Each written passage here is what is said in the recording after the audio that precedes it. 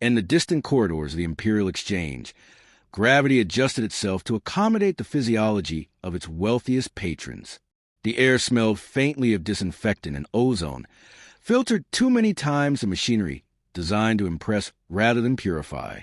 The vaulted chamber glittered with light from crystals harvested in forbidden systems, casting long shadows over the raised platform where living merchandise awaited judgment. A voice, amplified and cool, introduced the cargo. 20 human children, cataloged as rare specimens, each no older than 12.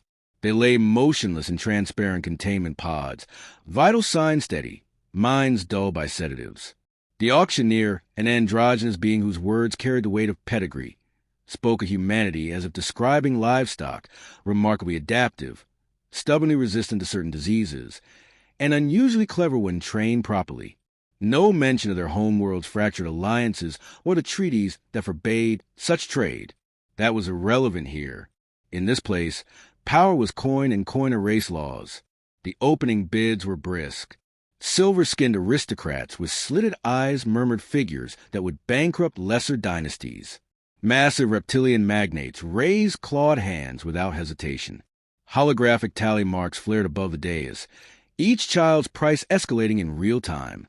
Buyers speculated about using human juveniles as interpreters, infiltrators, or experimental subjects. Humans, after all, were small, flexible, and easily broken. But something felt wrong. A young girl twitched as the sedative waned sooner than expected. Her lips moved soundlessly, shaping words in a tongue no one present recognized. A boy's heart rate accelerated briefly, then slowed with deliberate control, as if he were choosing calmness. Two others opened their eyes in unison, stared at the vaulted ceiling, and smiled faintly before the drugs reclaimed them. Several patrons hesitated. They whispered to aides, voices sharp with unease. "Did you screen these?" one hissed. The auctioneer reassured them. No anomalies, no genetic tampering, no sign of training. Pure stock. Nothing unusual, the voice declared. Yet even mechanical translators carried an undertone of doubt. The bids continued. One child went to a collector of exotic bodyguards, another to a governor seeking conversation pieces for her banquets. Others were claimed by research cartels and clandestine guilds. Each purchase ended with a hiss of vacuum seals as the pods were closed and marked with sigils of ownership. The audience applauded itself. The station's lower docks saw the transfers. Silent servitors loaded pods into courier ships bearing crests of houses old enough to have carved empires from the bones of dead civilizations. No alarm sounded, no protests rose. Humans were rare, yes, but not precious, not to those who ruled the stars. As the convoys departed, unnoticed details surfaced. A security drone monitoring cargo manifests failed without explanation. A navigation beacon flickered, displaying Terran numerals for a fraction of a second before correcting itself. In one loading bay, a child's pod glass fogged within as if breath had deliberately drawn a pattern, 3 concentric circles intersected by a single line. The meaning escaped the dockmaster, who wiped it away with an irritated gesture. The journeys were long and varied. On a baroque yacht drifting toward a nebula, a human boy opened his eyes while the crew slept, absorbing the patterns of starlight as though committing them to perfect memory. On a fortified carrier bound for the Empire's core worlds, a girl hummed an old Terran lullaby under her breath, though no microphone had been installed in her pod. In the hold of the smuggler's barge, twin children shifted position in perfect synchronization, wrists twisting against restraints with more curiosity than fear. None of these moments registered as more than glitches or coincidences. The buyers laughed when attendants mentioned them. Human juveniles are unpredictable, one noble said, reclining in a throne-like seat. That is why they make such delightful pets. But rumors spread faster than ships. By the time the first pods reached their destinations, whispers were circulating through the exchange. Strange things happened when the children were nearby. Doors unlocked without codes. Security fields flickered. A chamberlain awoke from nightmares of burning worlds and swore he heard a child's voice speaking his name. In the palaces of the new owners, the oddities deepened. A research baron left a child alone for 3 minutes and returned to find the restraints perfectly intact, yet the biometric locks rewritten in Terran script. An aristocrat's private AI, unbreachable for decades, suddenly displayed an error message in English. "We see you." Guards claimed the boys stared at them with such composure they felt interrogated rather than protective. None of this seemed coordinated, yet all of it felt intentional. The Empire's upper houses began to doubt the wisdom of the auction. Questions reached the auctioneer's office. Who sourced these humans? Were they truly untrained? The answers remained bland. Yes, they were taken clean, unschooled, unarmed. They are only children.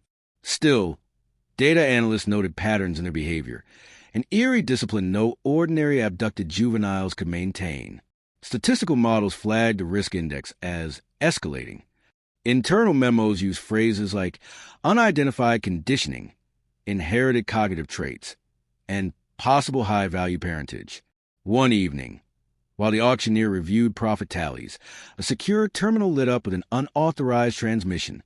No encryption the Empire possessed could trace its origin.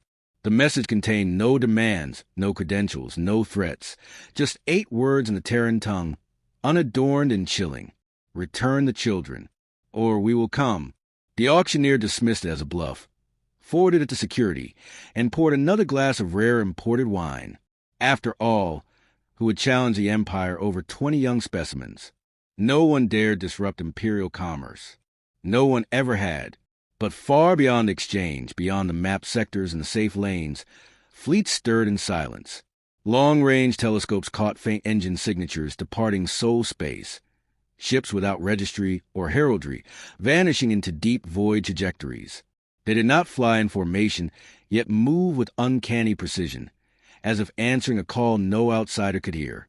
Unmarked courier relays carried fragmented conversation. Terran voices, calm and resolute. Track them. Mark every jump vector. No mistakes. The words were few, the tone cold. By the time Imperial officials prepared a response to the cryptic threat, it was already too late to erase the mistake. The buyers had dispersed the children across 20 systems. The Empire thought it had acquired trophies. Instead, it had painted targets on every noble house that placed a winning bid. And somewhere in the darkness between stars, 20 unknown men received the same encrypted alert at the same hour, in languages as varied as the worlds humanity had touched. They did not speak to one another. They did not need to. Each simply whispered the same phrase to empty rooms, to silent ships, to the ghosts of old battlefields. "They took mine. I'm going." The Empire's aristocrats celebrated their purchases, raising toasts to new curiosities, ignorant of the storm they had invited into their own halls. The encrypted warnings were ignored, but they did not vanish. They spread through back channels like sparks through dry grass, reaching men whose names were spoken only in whispers. None of them worked together. Yet each understood the message instantly. 20 children had been taken. 20 fathers would answer. In the Terran core, a man who had commanded shadow fleets during the Orion insurgency studied the auction manifest without blinking. He memorized the star routes in silence, then vanished from his own staff sensors. On the rim, a warlord whose bounty exceeded the GDP of 3 imperial sectors redirected his privateers with a single coded word. In Earth's subterranean enclaves, a scientist whose neural implants had once crashed a planetary defense grid by thought alone opened secure channels long considered obsolete. Across scattered colonies, a diplomat, a spy, a saboteur, a rogue admiral, and others whose reputations had scarred Imperial intelligence dossiers for decades all set aside personal feuds. None asked who led this hunt. None needed to. The Empire tried to contain the rumors. They summoned analysts, demanding proof of high-value parentage. The evidence mounted faster than they could suppress it. Genetic fragments matched to covert files. Old surveillance images hinted at infamous faces linked by blood. The auction that had promised easy profit now looked like treason against common sense. Meanwhile, the children adapted captivity with unnatural grace. On a crystalline moon, a boy constructed a working communicator out of broken toys and scrap metal, though his captors destroyed it before transmission. On a jungle world, a girl learned the vocal patterns of her alien overseers in 2 days, mimicking them so perfectly that doors open at her voice. A pair of twins confined in a noble's orbital manor mapped the entire station's layout by counting ventilation cycles. Their owners grew uneasy, but still believed control was possible. It was not. The first disappearance came without warning. A child held in a fortress laboratory simply vanished overnight. No alarm sounded. No guards were harmed. Yet every camera looped back to static. The only sign of intrusion was a single Terran glyph etched into the wall. One down. The owner filed complaints, but no one claimed responsibility. Imperial authorities doubled security for the remaining 19, scattering them further across the galaxy. The fathers accelerated. They did not wage open war. They conducted annihilation by precision. A research convoy escorting a young human was found drifting lifeless, crew unconscious, engines intact, child pod missing. A planetary defense array protecting another captive went offline for 13 seconds, long enough for a dropship to land, extract its target, and depart unseen. A crime syndicate guarding yet another human awoke to find every weapons cache disassembled into harmless scrap, their captive gone without a sound. Fear spread faster than any fleet. Noble houses whispered the same question. Who are these humans? The answer filtered upward through terrified servants and bribed security officers. These were not random juveniles stolen from forgotten colonies. They were the sons and daughters of men who had altered history with their bare hands. A Black Ops commander whose raids erased entire fleets. A pirate lord who never lost a boarding action. A diplomat who forced armistice terms on 3 hostile species without firing a shot. A scientist who rewrote AI loyalty protocols while under sedation. A saboteur who once toppled a planetary government with only a forged shipping manifest. The Empire debated whether to return the remaining captives. Pride outweighed caution. They cannot strike everywhere, ministers declared, though their voices shook. Extra guards were hired. Entire battalions relocated to protect aristocratic estates. Automated turrets, shielded vaults, and mercenary fleets stood watch. The humans came anyway. A governor, hosting one of the children, awoke to find her entire palace surrounded by her own soldiers pointing weapons inward. None remembered choosing to rebel. Their targeting systems had been rewritten in their sleep. They stood down only after the child was spirited away in a craft no scanner could trace. Another noble attempted to transport his prize off-world in secret, only for the shuttle to land back on its own launch pad 3 hours later with no child aboard, and every crew member still asleep at their stations. The pattern became impossible to deny. These rescues were not random raids. They were coordinated strikes by masters of infiltration, deception, and unconventional war. Every human father moved as if guided by the same hand. Yet there was no central command. They did not communicate over channels that could be traced. They simply acted with perfect alignment, united by blood and vengeance. By the time half the children were gone, panic set in. The auctioneer who had once dismissed a warning message now lived under armed guard. Imperial intelligence drafted contingency plans labeled Terran retaliation, each one predicting catastrophic losses. Analysts recommended surrender. Admirals refused. The father sent a second message, brief and unmistakable. You cannot hide them. You can only give them back. Nobles began turning on one another, accusing rivals of leaking locations to humans. Some attempted to quietly abandon their captives, only to find the children gone before they could arrange transport. Others clung stubbornly to their prizes, convinced that overwhelming firepower could keep humans at bay. They were wrong. A warlord citadel, ringed with minefields and shielded by cruisers, failed without a shot fired. Every circuit overloaded at once. Every weapon jammed. The human child walked calmly out of the main gate into the arms of a waiting extraction team, vanishing into the void before the power returned. Another rescue occurred during a diplomatic summit. Hundreds of delegates watched as a girl in a restraint collar simply stepped off a guarded stage and disappeared in plain sight. Moments later, every security system in the building projected a single message in bright Terran script. 9 left. The Empire's leadership ordered mass arrests of suspected human sympathizers, but the efforts backfired. Entire intelligence branches went dark, staff defecting rather than face impossible orders. Mercenary groups hired to guard the remaining children accepted Terran bribes to stand aside. Even alien species long hostile to humanity preferred quiet cooperation over becoming the next example. Every move the Empire made was countered before it began, as if their own strategies had been anticipated years in advance. That was no coincidence. These were men who had fought empires before, who had dismantled tyrannies not with armies, but with ideas sharper than blades. With only a handful of captives remaining, Imperial Command ordered maximum lockdown. Children were hidden in deep vaults on fortress worlds, guarded by fleets larger than some nations' entire militaries. But the fathers were patient. They struck where the Empire was weakest. Not the fortresses themselves, but the supply lines, the fuel depots, the trusted officers. Fear corroded loyalty faster than any weapon. Guards deserted. Systems failed. And still the rescues continued. One by one, the pods opened.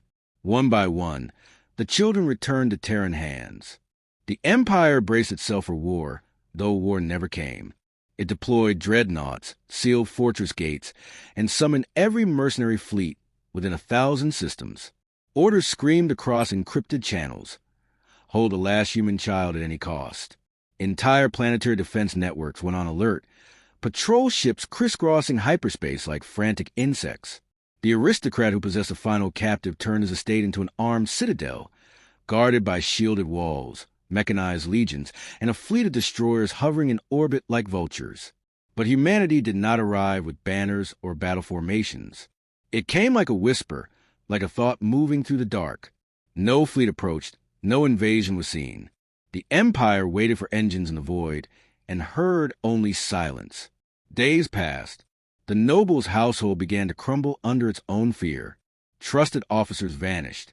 Couriers turned up dead without wounds, their personal data cores scrubbed clean. Automated sentries locked onto friendly signatures and refused to fire at intruders. Someone or something rewrote entire security systems while they were active, but no breach was detected.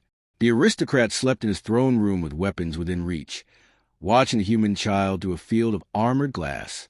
The boy sat cross-legged in his containment pod, calm, eyes half closed, neither speaking nor moving. He did not cry, did not rage, did not plead. His composure unnerved the guards more than any scream. It was the stillness of a predator, not a prisoner. Then, in the deepest hour of night, every light in the fortress dimmed to crimson, not from an attack, but from a single line of code injected into the state's power grid. Shields dropped. Doors sealed themselves. Every defensive weapon locked into standby. The dreadnoughts in orbit went dark, their crews unconscious at their posts, life support stable but unresponsive. No explosions followed. No Terran fleet appeared. Instead, a single unmarked ship slipped through the planetary atmosphere without triggering alarms. No heat signature, no transponder, no radar profile, just an invisible shadow gliding through the night. Inside the fortress, guards heard footsteps where there should have been none. Corridors once illuminated with imperial blue now glowed faintly with words written in Terran script. "We are here." No shots were fired. Cameras showed empty halls. Patrol squads reported movement they could not trace. Doors opening without sound. One by one, soldiers abandoned their posts, not from fear of death, but from the creeping knowledge that they were already beaten. The last few tried to resist. They woke hours later on the ground, unharmed, weapons disassembled around them, with no memory of what had happened. In the throne room, the noble clutched his weapon, heart hammering. A shadow crossed a crimson glow. Voices echoed through the chamber, not from a single throat, but many, calm, cold, synchronized. Give him back. The aristocrat aimed, but his weapon clicked uselessly. He shouted for reinforcements, but no one came. The armored glass of the pod dissolved into harmless mist. The boy stepped out, unhurried, and walked toward the figures now materializing from the dark. 20 men. Fathers who had once stood on opposite sides of battlefields, now united by blood. They carried no heavy weapons, no banners of war. They needed none. The boy reached them and smiled faintly. One of the fathers ruffled his hair. No words of comfort were exchanged. No explanation was given. The message was already clear. The noble collapsed to his knees as the fathers turned to leave. They did not harm him. They did not need to. The devastation left behind was not physical, it was reputational. The Empire had been shown its own fragility. As the fathers departed with the last child, the unmarked ship rose into the atmosphere, past the inert dreadnoughts, and vanished into hyperspace. Only then did the lights of the fortress return. Only then did the noble realize every Imperial communication network had been compromised. Every message he sent to warn his peers simply looped back with the same reply. It's over. Across the galaxy, the Empire's aristocracy awoke to disaster. Financial systems froze as Terran algorithms rewrote access codes. Defense fleets reported mutiny as navigation data vanished.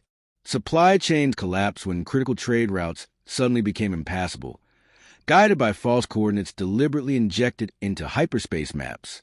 Entire houses blamed each other, accusing rivals of conspiring with humans. But humanity was not conquering territory. It was teaching a lesson. The fathers released evidence to select neutral parties. Proof of the auction, names of every buyer, records of every illegal credit transfer. In less than a week, riots erupted on Imperial worlds. Citizens saw the corruption laid bare. Governors denounced nobles to save themselves. Rival dynasties assassinated one another to erase guilt. What fleets remained loyal found themselves blind, weapons useless, supply lines cut. Humanity never sent an army. Humanity never declared war. Yet the Empire began to collapse from within, devouring itself in paranoia and fear. By the time Imperial Command begged for negotiations, it was too late. Every human child was already home, safely hidden. Messages sent to Terran space went unanswered, except for one final transmission broadcast across every Imperial channel. Do not touch our young, not because of what they are, but because of who will come for them. The words appeared in every major language, accompanied by a single image. 20 human children standing together aboard an unmarked vessel, expressionless, calm. Behind them, shadows of their fathers stood like ghosts, indistinct but unmistakable. The Empire fell silent. Nobles who had mocked humanity now lived under guard, fearing assassins who never came. Whole fleets surrendered to shadows they never saw. For the first time in centuries, the most powerful aristocrats in the galaxy realized there were consequences they could not buy their way out of. Far from the chaos, the 20 children reunited in a quiet Terran enclave. No banners marked their return. No victory celebrations filled the skies. Their fathers did not speak of what they had done, and their children did not ask. The lesson needed no words. The galaxy would remember it long after the Empire's banners turned to dust. Humanity is dangerous not because of its weapons, but because of its will. When threatened, even its fiercest rivals stand shoulder to shoulder, and no power, no matter how vast, can withstand that unity. And somewhere in the void, as Imperial strongholds burn from within without a single human fleet in sight, the stars carried a silent warning. Never mistake humanity's children for prey. They are heirs to something far more terrifying.